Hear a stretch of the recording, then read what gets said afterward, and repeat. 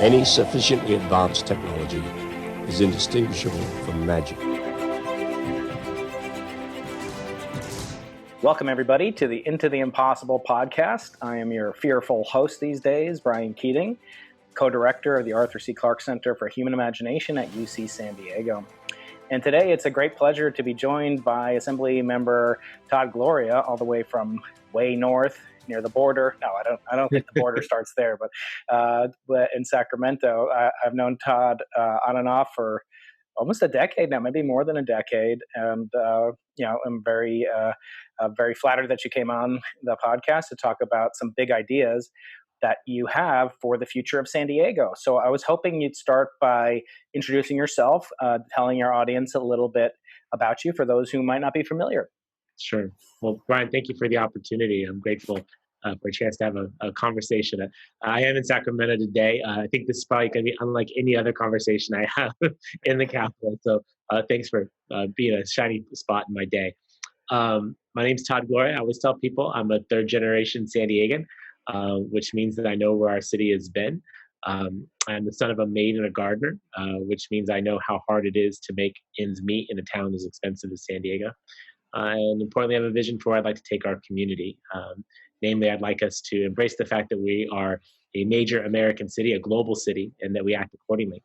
I come to that vision based on a career in public service. Grew up in Claremont, graduated from Madison High School, attended the University of San Diego, worked for the County of San Diego in Health and Human Services, worked for Congresswoman Susan Davis for many years, served on our Housing Commission, was elected to the City Council in 2008, served 2 years as Council President, did 8 months as mayor after the resignation of Bob Filner. And now I'm in my 4th year in the California legislature, where I serve as the Assembly's Majority Whip. My passion subjects are housing, transportation infrastructure, and climate. And those are the things that sort of animate why I want to be the next mayor of San Diego. Yeah, fantastic. So what I'd like to talk to you about specifically are those that pertain to the future. As it said, we should all be interested in the future. We're going to spend a lot of time there. In particular, at UC San Diego, we had kind of envisioning the future of San Diego in the year 2049 last year. That was held, also coincided with the 250th anniversary of San Diego, which I didn't know. It doesn't look a day over 200 to me, but apparently that was that. Showing some scenes from a magazine article, I think in San Diego Magazine, for those of you who are watching on YouTube. What will San Diego look like in 2059? So that will be in the little bit longer period of time than we looked at with at UC San Diego last year. But I want to start off with this kind of image behind us. And you really mentioned that, San Diego is this major metropolitan area. And I want to get some idea of what your vision is for the future of San Diego as an attraction. We all know and love it. Well, first of all, some of my friends say, don't ask people, why more people should move to San Diego.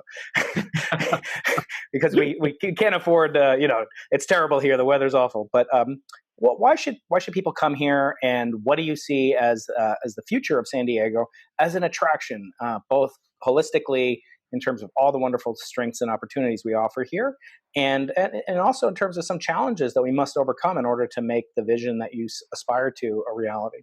Yeah, it's a great question. I think San Diego sells itself in a lot of ways. Obviously, we have an incredible climate.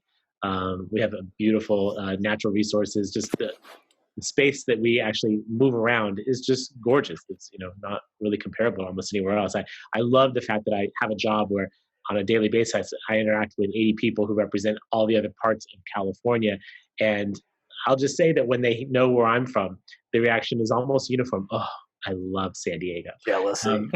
So we're doing pretty good on your average Tuesday, but beyond that, beyond what kind of God blessed us with, is what is shaped up around it. And you work for one of our premier institutions, one of our great job creators. One of the things that sets us apart. We're so fortunate to have UCSD, and then to also have SDSU and USD and Point Loma Nazarene and some incredible community colleges. What I'm trying to say is that we are a place of innovation, of opportunity. I think that's one of the things that's interesting about San Diego. I've always sort of chalked it up to our military, in the sense that it's a very open community. If you're a newcomer in San Diego, you can get involved in our civil society pretty quickly. You don't have to spend generations toiling before you can get on the Chamber of Commerce board or be a part of any of our sort of civic institutions. We're a very open community, and as a result, I think we benefit from a lot of innovation and a lot of interesting folks that are attracted here and stay here. In terms of what is a challenge going forward, hold on, I didn't finish that thought. I point out that military, we have such a concentration of military and orders usually are just for a couple of years at a time. So we're used to turnover here and new people, and so we welcome them. We're not fearful of them, and we were able to integrate them quickly. And so that has, I think, pervaded a lot of our economy and made us a place that's very welcoming for outsiders who quickly become natives. With regard to our challenges, there are a lot of challenges, but I think our biggest challenge is that too often we see ourselves as a small town rather than a big city. And the way that plays itself out is that we're, in my judgment, a world-class city without a world-class transportation system. That we are the we are the 8th largest city in the United States, but we have the 5th largest homeless population in the United States. And these are all symptoms of, I think, a general desire to not be LA, which I'm happy that we are not. But it is often in that definition of what we are not, it doesn't define who we are. And what I want us to be is a global world-class city where everyone has the opportunity to thrive. Yeah, I always say we have great raw materials here, and you're running for one of the hardest jobs in the world, I would say, because with great expectations come even greater expectations. With a great sort of background that we have, and despite our challenges, obviously, people hold you to high account because you're given a lot of great resources to work with. I also always say that the easiest job in the world is San Diego weather forecaster, and the hardest job in the world is San Diego sportscaster. Because I believe, and maybe this would change under the next mayor, whoever he or she may be, but I believe we're the only major city since Cleveland won the championship a few years back in the NBA. We've never won a major sports championship. So let's turn to sports, entertainment, before we turn to technology, innovation, medicine, et cetera. Do you have a specific vision for San Diego in terms of entertainment, sports? You mentioned we're not LA. Of course, that comes with great joy for many of us, but we also don't have the access to their entertainment industry. What do you see as this future of San Diego in entertainment, Comic-Con, et cetera, and sports, particularly for those of us who are long-suffering Padres fans? Well, I think the future is what we want to make it. And again, under that sort of heading of wanting to be a world-class city, a community that embraces its size and acts accordingly. I think that the hallmark of that is world-class art and entertainment, and is often a feature of professional sports. I'm grateful that we have the Padres here. We have some interesting soccer teams that are operating here. I'm anxious to see SDSU take over a new stadium in the not too distant future. I'm hopeful that we'll have a new sports arena in the not too distant future. I think all of these things add to the quality of life. Again, our weather's pretty good, but we can't get by just on our good looks. We have to have some other things in town to attract and retain our residents. And obviously sports play an important part of that. I'd like to enlarge that conversation, Brian, and to make sure that we also talk about sports for people who are not as talented as those who play on some of our professional teams. And what I mean by that is to make sure that our public parks and recreation facilities are up to ought to be lofty standards. When I look at some of our regional parks, I'm thinking about our historic buildings in Balboa Park, our seawall in Mission Beach. Many of these sort of iconic locations that we have for recreation, I don't think match our expectations as a community, and actually I think diminish our ability to take advantage of the tourism that likes to come to San Diego and help us pay for road repairs, police officers, library hours. So I think a broader vision of sports to be inclusive of our neighborhood recreation facilities is pretty important. You mentioned entertainment, and I'm glad that you did, because an observation I have as a state assembly member, a couple of years ago, the state understood that we were losing a lot of entertainment, in particular filming, to other communities, to other states, to other countries, stuff that typically was done here in California. And we passed a film tax credit that has been successful in bringing a lot of this production back to California. What my observation is that we could probably do better at attracting some of that work here to San Diego. We already attract them for a weekend every summer for Comic-Con, and we have to keep Comic-Con. We must expand our convention center, and the next mayor will have to have that on their agenda. But if we can attract them for that, we can attract them to stay longer periods to do their film production here because, well, that's kind of cool. We like seeing Top Gun and other things get filmed in our community. It also creates a lot of jobs. And these are jobs that are actually, in many cases, decent paying. So I think we should take advantage of the tax breaks that we are already providing to some of these film companies and make sure that they take the road down the 5, get down here to San Diego and employ a lot of San Diegans. I think that would be good for our community, be good for our brand, and help us elevate ourselves to that world-class status I'm hoping to elevate us to. As long as they go back to LA. Just kidding. Well, most of those workers are here. Yeah, that's true. Yeah. No, I mean the ones down, but the Grips and the Dolly people, they're San Diegans, and they deserve to work too. No, that's true. That's absolutely true.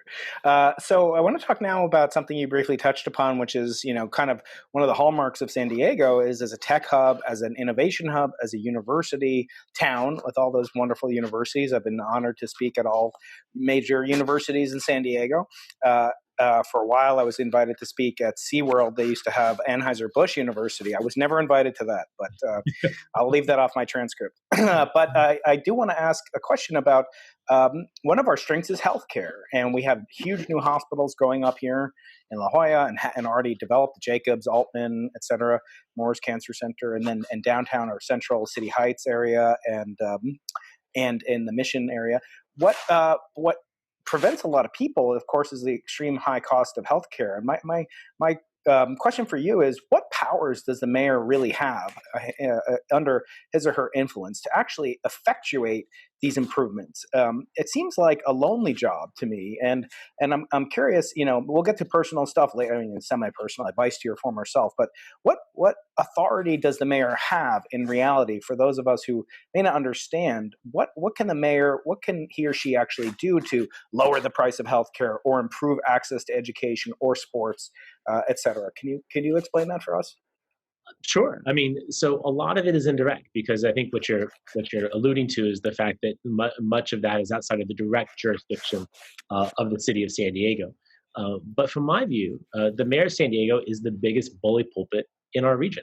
And as a consequence, if you care about those issues, you can use that bully pulpit to drive change. Even if you may not have the legal responsibility or jurisdiction of it, you can still work on it. So in the case of education, if you're trying to build a world-class city, you can't do it without world-class schools. You will not be able to retain workers for much longer than it takes for them to get married and start having children before they'll leave. And so you have to be investing in it. And I respect the role that we have of a separately elected school board who is responsible for overseeing our schools and public instruction. But that doesn't mean that there's a wall between us for which we can never communicate. In fact, I think quite the opposite. We should be in the business of saying, how can we collaborate to make things better? I did a little bit of this when I was on the city council. When we were working on creating our new central library, we made the decision to include a high school inside the public library. So you have a City of San Diego asset, the library, with a public charter school inside of the library. A collaboration that actually made the project financially feasible, but actually made it work better because you have hundreds of young people who are accessing the many resources in that central library. And you see it over and over again with the city investing in improvement in school fields that might be decomposed granite if it weren't for the city's investment of its park dollars to convert it into turf and then make it a community asset at night and on the weekends. So there are plenty of ways that we can collaborate, but I think that bully pulpit's really important. And the same is true on healthcare. San Diego's obviously has a very large number of employees, over 11,000. We negotiate healthcare contracts for our employees, and as such, we can help influence the local market. But I'm taking a cue from my current job, which is that the mayor of San Diego does carry some clout up here in Sacramento. And when we're looking at expansion of healthcare or reduction in rates or other kinds of things that might make it a little bit easier to make sure you stay healthy, the city of San Diego should weigh in on some of these issues because it directly impacts the 1.3 million people that live in our city. And so I'm hopeful in taking my experiences here in the legislature and make sure that I don't forget them when I'm at City Hall and that I use them to the benefit because, as you mentioned, Brian, it's not just about potholes and public safety. Those are both important things. But it is also about the other things that make up our quality of life. That's education, that's healthcare, that's opportunity, that's workforce development, things that, again, may not be legal responsibilities of the city, but I think there's a moral responsibility for the mayor to lead on those things. And thank God you get a bully pulpit that allows you to do that. Yeah, so that's fascinating. A lot wrapped into that. I wondered, as you were speaking, what influences you've had in terms of shaping your leadership philosophy. Have you are there books or are there kind of tools that you've been in civil service basically your whole adult life, and I know from personal information you were always interested in this, even as a high school student. Where can people find out more about the properties of using the bully pulpit, as you say? I think that's common to every position from local politics all the way up to international politics. What sorts of leaders have shaped your philosophy as an aspiring mayor of the city of San Diego?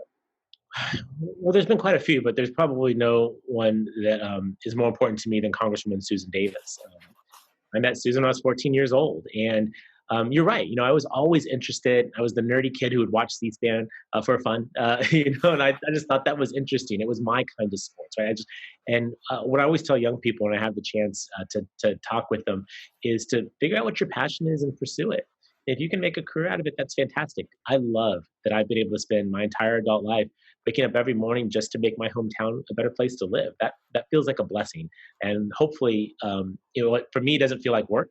And hopefully, when people pick up on the passion and the excitement when they interact with me or they see me do my work, but meeting Susan at 14 years old helped to take that energy and that interest and that passion and actually put it towards public service. And so I learned a lot from her. And I think that I can encapsulate it in maybe one thing that she said, which is that if you're doing this work well, you're listening more than you're talking. Now, I'm pretty much failing at that right now, but You're the guest. I would say that, and it goes back to my experiences at the county when I was working in human services and social work. So much of this work, Brian, is about listening to people, understanding which of their needs are not being met, what problems they're experiencing, and then doing my best to connect them to resources, to connect them to solutions. At the end of the day, that's still what I do, right, for a living, and that's what I would do as mayor. So Susan's early imprint on my leadership development is indelible, and I'm very grateful because I think she does this work with extreme class and with extreme authenticity, which I think is really important. And I'd note that as she has announced her retirement from Congress, you couldn't find a single person on either side of the aisle to say anything bad about her, and that's really a testament to how she's carried herself. Beyond that, there's been a ton of things. I was a Harry S. Truman Scholar in college, became enamored with the former president and sort of humble beginnings to rising a position of great responsibility and acting with decisiveness. I mean, there are tons of things that have informed my leadership style, but it really goes back to Susan's admonition about being present, about listening, about being humble, about being authentic. I hope that's what I bring to this work now.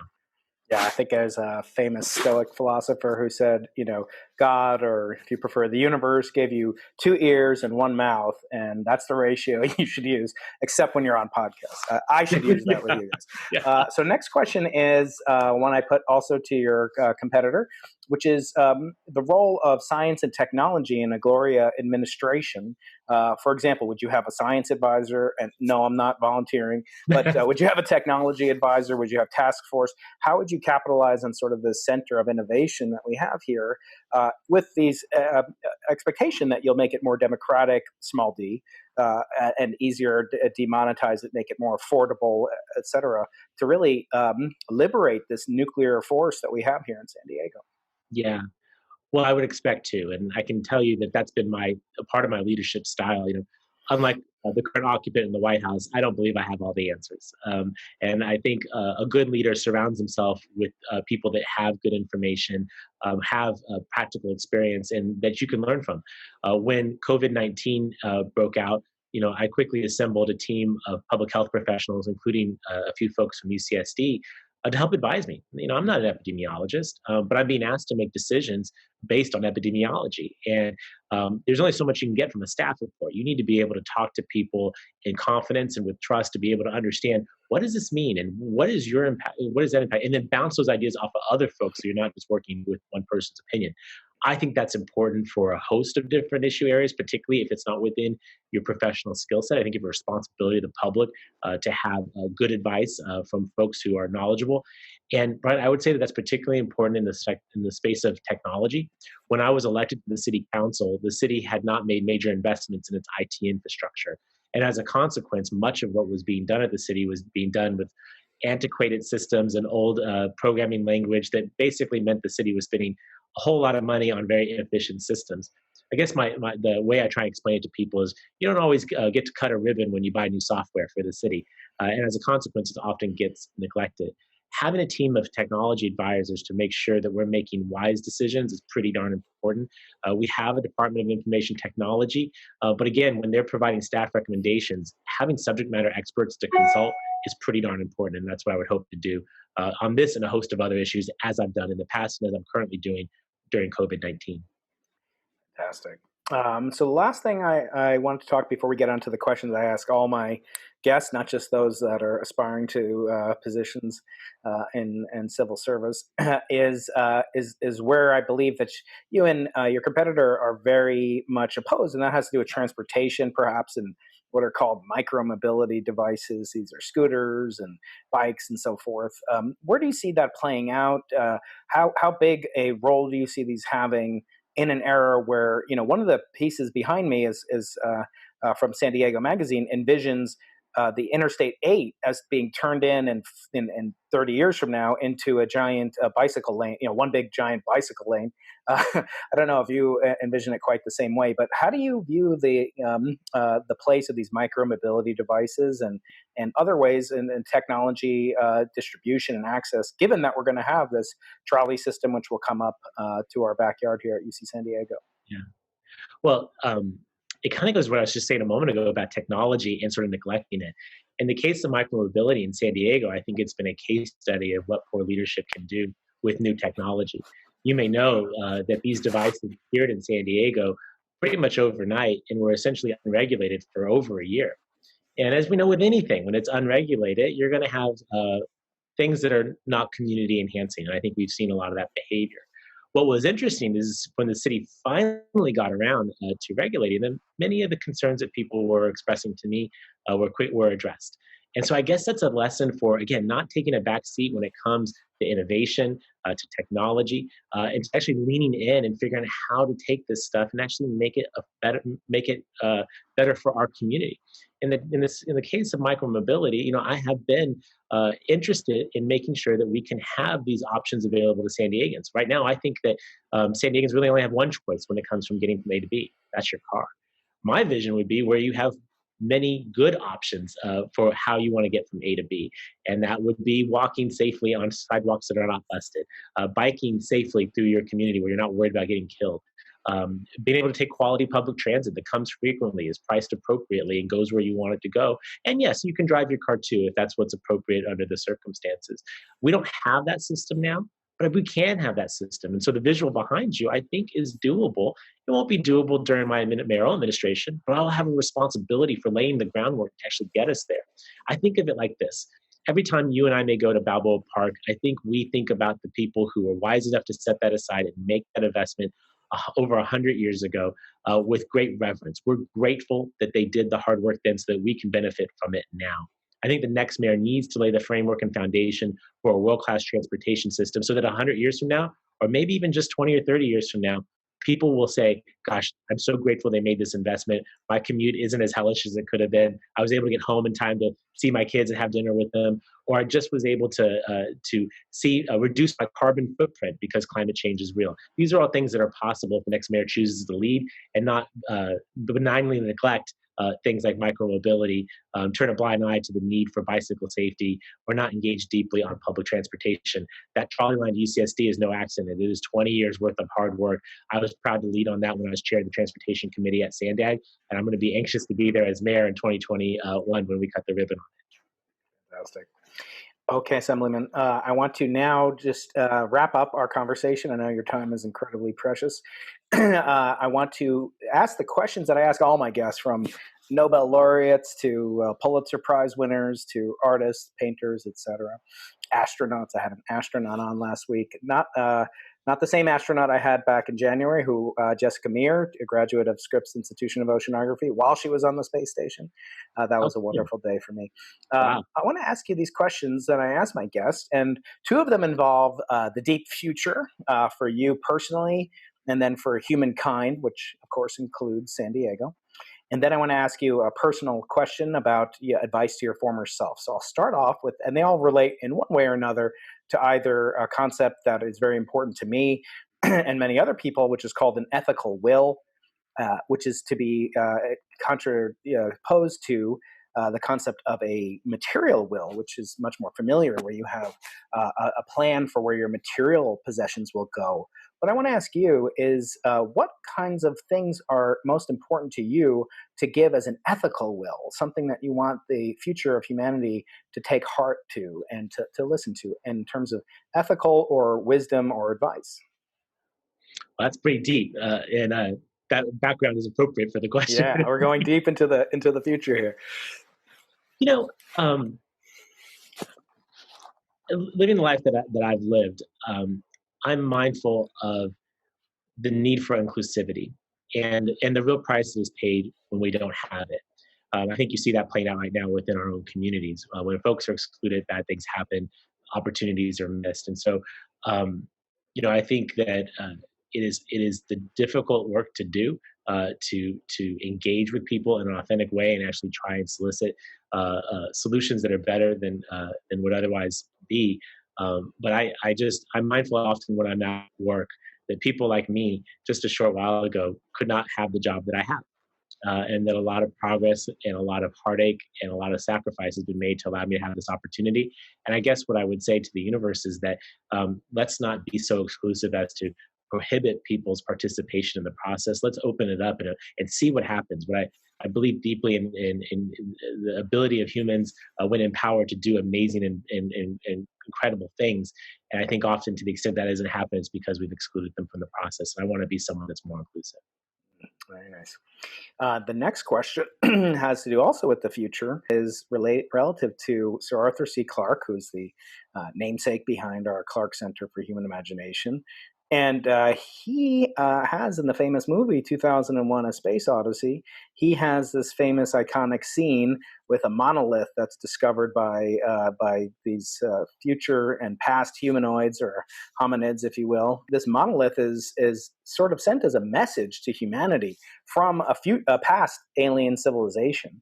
So my question to you is, if you, Todd, had a monolith, a billion-year long lasting time capsule, what material object or saying or phrase or what have you would you inscribe on it, put within it, or leave for a civilization very unlike our civilization today to discover a billion years from now?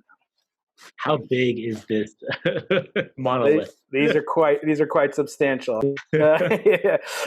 No, this will not fit in a suitcase. It could be as big or small as you like.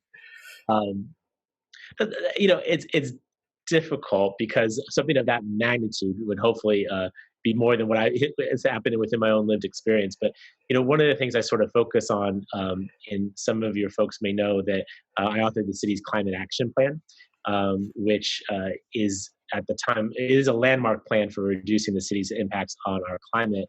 At the time, it was criticized by some as being too ambitious, but here we are several years later. It is now basically the state of the art. The other cities, the state of California, other states have followed San Diego's lead from this climate action plan that I was honored to author a number of years ago. I think maybe putting that in the monolith might be interesting in terms of what it represents, because that monolith won't be going anywhere if we don't fix the climate problem. And importantly, it's about understanding the concept that maybe what seems foreign or too audacious or impractical actually ends up being quite feasible, replicated, and lauded. It just requires the intestinal fortitude to be able to persist. And so I put that early climate action plan in there as both symbolic of what it means from a from a persistent standpoint, but also as validation that it worked and that there's actually something for the monolith and there's a population to actually read the document, whatever it arrives at its final destination. Very good. And so we've come to the end of our conversation. There are some maybe primates looking at this monolith back in, this is again what people in 1968 thought that the year 2001 would look like. So it's kind of like Epcot Center at Disney. It's not exactly a great representation of what it looked like. So the last question is more, personal, but it could be as deep as you want to get if you choose, and that has to do with advice to your former self. So the name of this podcast is the Into the Impossible podcast, which is one of Sir Arthur C. Clarke's famous 3 laws of the universe. The first one is any sufficiently advanced technology is indistinguishable from magic. And we have a lot of technology here in San Diego, so we're kind of a magic city. That's one reason. The second law I mentioned to you before we started, for every expert, there's an equal and opposite expert. You've probably found that in your long and varied political career. And the last one is the only way to find out what's possible is to venture beyond into the impossible. And my question for you is, what fact of life or experience or something seemed impossible for you as a 20-year-old, as a 30-year-old, but then all of a sudden you did it and saw that it was indeed possible? Well, what I do today, if you'll forgive the quick story, I remember sitting in my intro to poli-sci class as a senior at Madison High School in Claremont. And I remember the professor speaking, and he said, there's 2 things you can't be if you want to be an elected official. Number 1 is gay. Number 2, I don't even remember what number 2 was. I was so stunned that a teacher, someone who's authorized to work with children, would make such a statement. And make no mistake, it wasn't a joke. That was what he meant. Oh, that's horrible. And in a country where we're all raised to believe that if you work hard enough, you can be whatever you want to be, and being that kid that had been watching far too much C-SPAN at that point in time, I didn't think that what I ended up doing for my life was possible. But that's actually why I love our country, our community, San Diego, as I really feel like we can do stuff. And obviously, I had a lot of great mentors and people who said, you can do this. And so I guess I live and experience every day of thinking back to that kid in his desk in that hot trailer bungalow at Madison High School, hearing that and thinking, well, then what am I supposed to do? Not that I necessarily thought I'd run for office, but just really thinking that something was not available to me because of who I am was so counter to how I was raised. And I was just grateful there were other places to say, no, be persistent. And if I had any advice to a younger self, it's that, you regret there's the Gretzky thing, right? You miss 100% of the shots you don't take.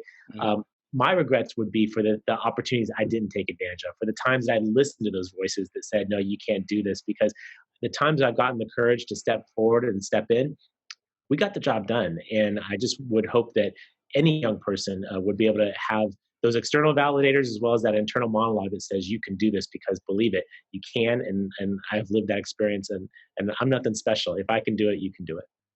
Yeah, so actually shortchanged Sir Arthur C. Clarke, there's actually a 4th law which relates to the story you just told. And that's, he said that when an elderly but distinguished scientist says that something is possible, he said he, but I'll say she is almost certainly right. But when an elder but distinguished scientist or scholar or expert says that something is impossible, he is almost always wrong. So I think that certainly is the case for you and your career. I want to thank you for sharing so much of your time. I'm sorry we went a little bit over, but it's really quite important, I think, for our especially the tech and very future-focused people in San Diego, such as those who listen to my podcast, to hear these visions and the comparison and contrast between you and your competitor, Barbara Bry. And I wish you success, and I thank you for keeping a little bit politics-free, and hopefully it wasn't too much nerding out for you, and I hope you enjoyed it. I love nerding out. I'll do it anytime, Brian. Thank you, Todd. Any sufficiently advanced technology is indistinguishable from magic. If you enjoyed this episode of Into the Impossible, please subscribe, comment, share, rate, and review. For a chance to win a free copy of our most recent guest's newest book, Send a screenshot of your review to info@imagine.ucsd.edu. We appreciate hearing from you and are always open to your suggestions for future episodes. For more information, go to imagination.ucsd.edu. Find us on Twitter @ImagineUCSD. Watch us on YouTube, listen on iTunes. Into the Impossible is a production of the Arthur C. Clarke Center for Human Imagination in the Division of Physical Sciences at the University of California, San Diego. Eric Veary, Director. Brian Keating, Co-Director. Patrick Coleman, Associate Director. Produced by Stuart Valco.